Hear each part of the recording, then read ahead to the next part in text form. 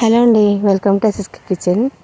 మా సైడ్ వేసవికాలం వచ్చిందంటే చాలండి, కనీసం వారానికి 2 సార్లైనా ముద్దపప్పు చారు చేసుకుంటామండి.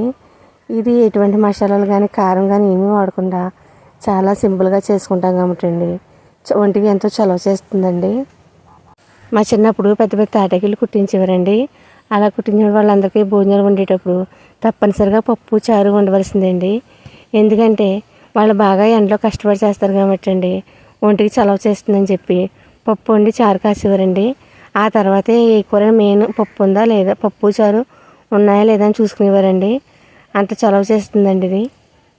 పెసరపప్పులు ఉప్పు పసుపు వేసి మెత్తగా ఉడికించి పక్కన పెట్టుకున్న తర్వాత అదే దాకా ఒక సేరు నీళ్ళు వేసి చింతపండు, బెల్లం, ఉప్పు, పసుపు, కరివేపాకు, ఉల్లిపాయ ముక్కలు వేసి బాగా మరిగిన తర్వాత తాలింపు పెట్టుకుని సర్వ్ చేసుకోవడమేనండి. వీడియో నచ్చితే ఛానల్కి ఒక లైక్ చేసి ఛానల్ సబ్స్క్రైబ్ చేసుకోండి.